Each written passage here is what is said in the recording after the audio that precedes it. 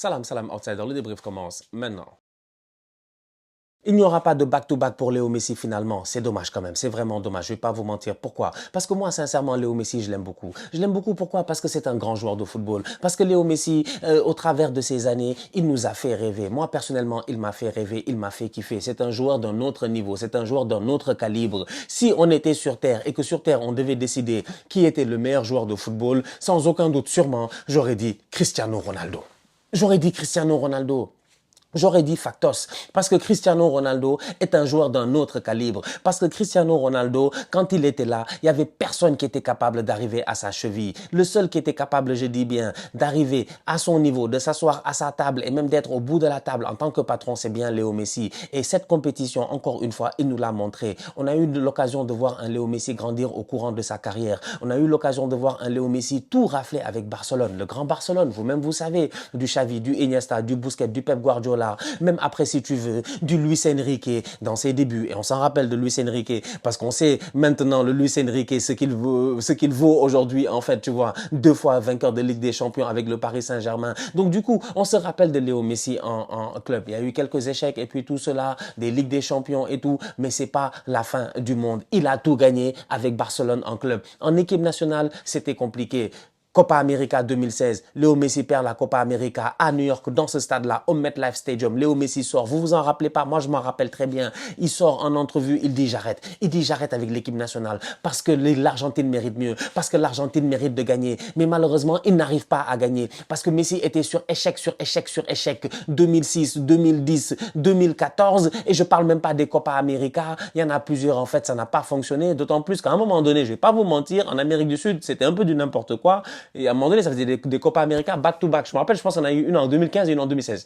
On avait des Copa América back-to-back. En fait, il y en avait une cette année, une l'année prochaine, une l'année d'après. Tu avais l'impression qu'il fallait essayer de tout faire pour que Messi gagne cette Copa América, mais ça ne fonctionnait pas. Donc, l'échec en équipe nationale, ça a quand même été quelque chose d'assez lourd dans la carrière de Léo Messi. Quand il annonce sa retraite internationale au monde entier, il y a une dizaine d'années, personne ne peut imaginer ce qui va se passer par la suite. C'est ça, en fait, qui est incroyable avec la vie de ce bandit-là. Messi dit j'arrête ma marque, j'arrête. On est en 2016.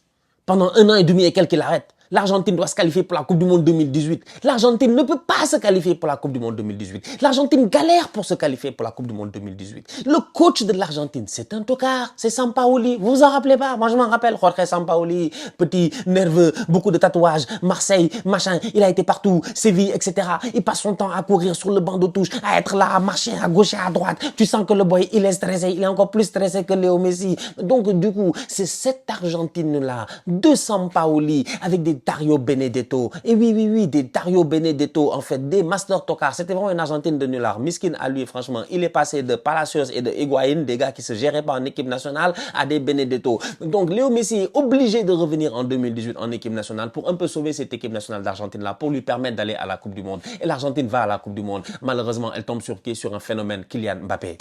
On est en quart de finale, il me semble. Kylian, ou en 8e de finale, je sais même plus. Reprise de Bondy, de Benjamin Pavard. Deuxième poteau Pavard, etc.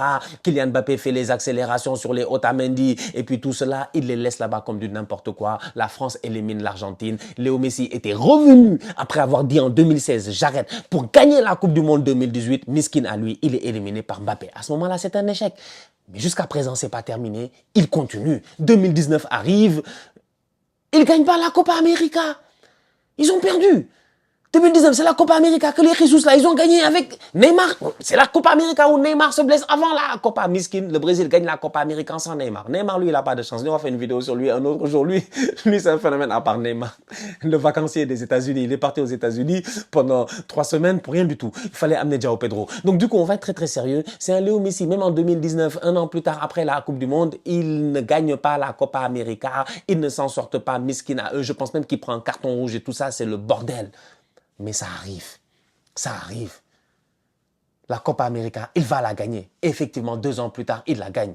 La Coupe du Monde, il va la gagner. Effectivement, il la gagne. La Copa América, il va sûrement la regagner et je pense même qu'il l'a regagnée. En fait, c'est ça Lionel Messi. Lionel Messi, c'est un parcours d'un joueur incroyable. C'est un parcours d'un joueur incroyable qui s'est superbement bien passé en Espagne, qui s'est superbement bien passé à Barcelone, mais qui malheureusement a été compliqué en équipe nationale. C'est pour cela que pour moi, cette finale-là, elle avait un goût particulier, spécialement pour Léo Messi. Le narratif, il est beau autour de Lamine Yamal, de Léo Messi et tout cela, mais le vrai narratif, c'est quoi? C'est Léo Messi. C'est lui, en fait, tout cela. C'est Léo Messi, l'Espagnol. C'est Léo Messi de Barcelone. C'est Léo Messi qui, pendant très longtemps, vous-même, vous le savez, franchement, au Sénégal, nous, on appelle ça un samba à l'art. C'est ce qu'on disait de Sadio Mané. C'est-à-dire que t'es fort pour les autres, mais t'es pas fort pour nous. C'était ça, Léo Messi. C'était ça, Sadio Mané. Il était fort avec Liverpool. Il était fort, machin, tout cela, quand il était en Europe. Mais quand il venait avec le Sénégal, on gagnait pas de Coupe d'Afrique, malheureusement. C'était ce phénomène-là, en fait, qu'avaient les Argentins. C'est ce sentiment-là qu'ils avaient envers Léo Messi. Donc, aujourd'hui, cette finale-là pour Léo Messi, c'est vraiment Mikasa et Sukasa. C'est Mikasa contre Sukasa. C'est vraiment, c'est Sukasa, la casa de Messi. L'Espagne, c'est chez lui. L'Argentine, c'est chez lui. Donc, dans tous les cas de figure, quand j'ai vu la publication de Léo Messi, il n'y a même pas 24 heures avant la finale sur les réseaux sociaux où il a dit Argentin, Argentine, une genre de lettre ouverte.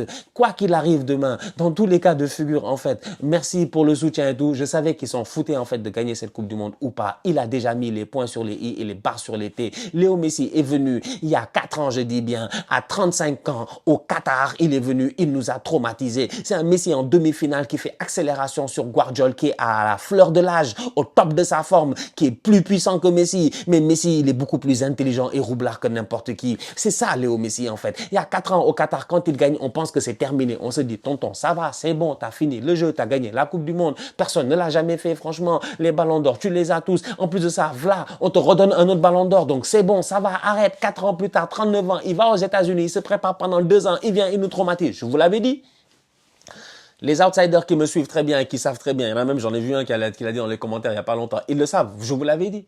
Il y a 4 ans, je vous l'avais dit. Je vous avais dit que 39 ans, c'est pas trop vieux. Je connais Messi. Il va aller aux États-Unis tranquillement. Il va se poser. Pendant que vous êtes en train de vous fatiguer, il se repose. Dans 4 ans, il vient, il nous traumatise. C'est ce qu'il a fait. Sa compétition est sensationnelle. Il a claqué combien de buts? Je sais pas, 8 buts. 8 buts et quelques. Là, il est deuxième meilleur buteur de l'histoire de la Coupe du Monde. Derrière Kylian Mbappé, mais bon, on s'en fout dans tous les cas. Les statistiques ne sont pas forcément importantes. Ce qui est important, c'est est-ce que tu restes dans la mémoire des gens. Il aurait pu mettre 2 buts et rester dans la mémoire des gens. Messi restera jamais dans la mémoire des gens. On s'en rappellera à jamais. On se rappellera de Messi dans cette Coupe du Monde. Match compliqué, je dis bien, face à l'Égypte. C'est Messi qui décante le match. On se rappellera de Messi dans toutes les situations possibles, en fait, que cette équipe-là, elle a pu vivre. On se rappellera de Messi face à l'Angleterre. On se rappellera de Messi. On se rappellera de Messi. Pourquoi? Parce que Messi, son football, il est éternel. Parce que son football restera jamais dans nos mémoires. C'est ça, Léo Messi. C'est lui le GOAT. C'est lui. En fait, je sais même pas pourquoi on débat. Des fois, je m'assois calmement et je suis comme hier. Si j'étais Cristiano, je serais venu, j'aurais fait des blagues. J'aurais dit, ouais, les gars, franchement, j'ai essayé. J'aurais dit, les gars, franchement, j'ai essayé. J'aurais dit, vous savez, sur Terre, entre nous, c'est qui le meilleur? Qui peut s'asseoir? Qui peut parler? Personne. Personne. Toute génération confondue. Ramenez Pelé, ramenez qui vous voulez. Mais l'autre, il est à un autre niveau. Et je vois des fans de CR7 de plus en plus qui, j'ai l'impression, sont en train de l'accepter. Ça ne change rien. Moi, je vous ai dit que moi, mon joueur préféré, c'est Thierry Henry. Pour moi, le meilleur attaquant de l'histoire du football, c'est Thierry Henry. Ça, c'est moi. Mais j'ose être assez lucide pour savoir que R9, c'était quelque chose. Pour savoir que whatever, un autre attaquant de cette génération-là, c'était quelque chose, en fait. Tu vois. C'est aussi simple que cela. Mais pour moi, le meilleur, c'est Thierry Henry. Parce que c'est un sentiment. C'est personnel, tu vois. Moi, c'est Thierry que je kiffe. Donc, c'est la même chose. Donc, du coup, franchement, je ne vais pas vous mentir. Aujourd'hui, en toute honnêteté, plus je regarde les trucs, plus je suis tranquille et plus je me dis que non, Léo Messi, sincèrement, top Coupe du Monde de sa part. Il a encore une fois été sensationnel. Il a porté cette équipe nationale d'Argentine là jusqu'en finale. Mais il est tombé sur beaucoup plus fort. Et plus fort, c'est l'Espagne. L'Espagne, c'était un football aujourd'hui qui nous a traumatisés, qui nous a ramenés dans des années sombres, des années de domination sombre, des années de domination rouge de la Roja, 2008, 2010, 2012, des années où personne ne pouvait rien parce qu'on savait que ça arrivait, Xavi, Iniesta, Busquets, David Villa, machin, Pedro, etc. Et même, à un moment donné, ça venait avec des Marcos Senna, des Capdevilla, je sais pas, ils sont venus tous les jours possibles, en fait. Et ils nous ont tous traumatisés, les boys là. Même Fabregas est venu en faux neuf, il nous a traumatisés avec l'équipe nationale d'Espagne. C'était incroyable, en fait. Mais là, on est de retour dans ces années-là. Et quand l'Espagne est comme ça, quand l'Espagne part dans cette lancée-là, et nous l'ont montré la dernière fois, ils sont littéralement inarrêtables. Et cette génération-là, elle va durer à arrêter. Aujourd'hui, elle l'a montré. Donc aujourd'hui, sincèrement, je vais pas vous mentir, pour moi, quand on me dit c'est quoi le futur de Messi et maintenant, qu'est-ce qui se passe avec Messi ou il y a quoi avec Messi, j'ai envie de vous dire, Messi, c'est Messi. Euh, il est capable de venir dans 4 ans, à 43 ans, nous traumatiser là-bas au Maroc. C'est possible. Ça m'étonnerait quand même, parce que physiquement, quand même, il commence à peiner un peu. Il n'a pas beaucoup couru durant cette compétition. Il a énormément marché. Il n'a pas eu besoin de faire énormément d'efforts physiques, de pressing et puis tout. Mais il a toujours été le joueur qu'il a été, c'est-à-dire qu'il est capable de décider du sort du match, en fait.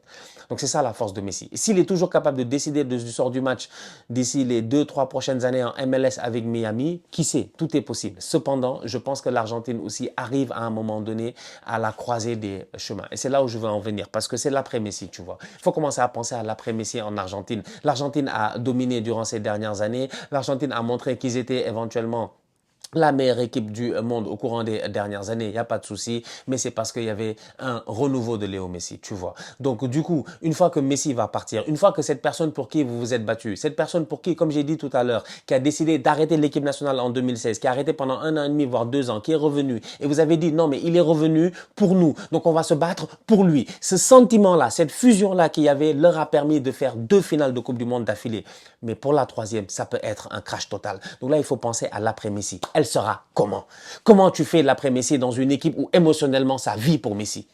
C'est compliqué en fait. Il va falloir qu'ils se préparent. Ils ont 4 ans pour se préparer. Pour moi, à la prochaine Copa América, dépendamment de si Léo sera là ou pas, on risque de voir, je dis bien, une équipe nationale d'Argentine qui sera peut-être sur une pente descendante. Peut-être que je me trompe aussi. Peut-être que je me trompe complètement. Peut-être que derrière, c'est là où Messi, il se barre et qu'un boy qui n'a pas joué de la compétition, comment il s'appelle là, le petit Nicopas, qui joue à Como là, du Real Madrid, peut-être que lui, il arrive et qu'il prend les choses en main et c'est lui le patron. C'est possible, tu vois. Mais la manière à laquelle l'équipe s'est poussée vers Messi, c'était plus que genre, c'est parce que c'est toi le meilleur joueur. Non. C'était vraiment sentimental, c'était émotionnel. C'était leur famille. C'est des mecs qui sur le terrain, quand Messi tombe, tout le monde vient pour demander mon gars, est-ce que ça va? Est-ce que tu as mal ici ou est-ce que tu as mal là-bas? C'est genre, ça rentre sur le terrain, c'est Messi le leader, c'est Messi qui les transporte. Il y a tout un truc en fait. C'est vraiment, j'ai envie de dire, c'est presque entre guillemets, on pourrait dire, c'est pas une équipe de football, c'est une secte de football en fait, tu vois. C'est une secte de football et le chef de la secte, c'est Léo Messi et ils sont tous derrière Léo Messi. Une fois que lui, il va être parti, qui va prendre le relais? Il n'y a personne pour prendre le relais parce qu'il n'y aura jamais personne du niveau de Léo Messi. En tout cas, moi, de mon vivant, si je vois ça, je serais vraiment privilégié. Si de notre vivant, on voit un autre joueur du calibre de Messi, on est vraiment privilégié, franchement. Et de la baraka de Messi aussi, on serait vraiment privilégié. Donc, j'ai hâte de voir cette équipe nationale d'Argentine dans les prochaines années, comment elle va se gérer. Mais pour moi, elle a fait sa Coupe du Monde, une Coupe du Monde à la hauteur de ce qu'elle avait dans son équipe, c'est-à-dire de la hargne, de la hargne, de la hargne et Léo Messi. C'est tout. C'est aussi simple que cela, en fait. Dans cette finale, il peut avoir quelques regrets de ne pas avoir fait jouer aujourd'hui peut-être un Lautaro Martinez ou qui aurait pu éventuellement voilà, amener quelque chose et puis tout cela. Mais bon, c'est comme ça, c'est le football. C'était la dernière de Léo Messi. C'est fini. Il l'a dit lui-même. Il a terminé le jeu et c'est la vérité. Franchement, il a terminé le jeu. Moi, franchement, je n'ai plus aucun problème. Tu me réveilles quand tu veux à 2h, 3h, 4h du matin. Tu me vois dans la rue, tu me dis c'est qui le meilleur joueur de l'histoire du foot. Je te dis c'est Lionel Andrés Messi Cucicini. C'est lui. C'est Cucicini. C'est Cucicini. Il est injouable. Il est injouable, Messi. Unplayable. Gangster de la cahier, franchement. Meilleur jugador de l'histoire du football. Non, franchement, il fait plaisir à voir. C'est dommage. 39 ans, tu te dis, là, j'avais envie de revenir en arrière et de le revoir encore pour un autre 20 ans. Mais bon, je pense que là, c'est peut-être vraiment la fin. Donc voilà. Vraiment, bravo à Messi pour cette Coupe du Monde. Incroyable, encore une fois. Sensationnel, pour moi, dans tous les sens du terme. Il a été sensationnel. Face à l'Espagne, il ne pouvait rien faire. Mais avant ça, franchement, il a porté son équipe. Et à 39 ans, réussir à porter son équipe. Et à 35 ans, réussir à porter son équipe. Waouh, c'est vraiment, comme ils disent, c'est un vin qui prend de l'âge et qui vieillit bien. C'est ça, Léo Messi. La classe. La famille, on se capte très bientôt pour une nouvelle vidéo. D'ici là, continue à liker, on continue à partager. On s'abonne, on s'abonne, on s'abonne. On est ensemble, on reste en santé. Toujours le plus important. Tous outsiders.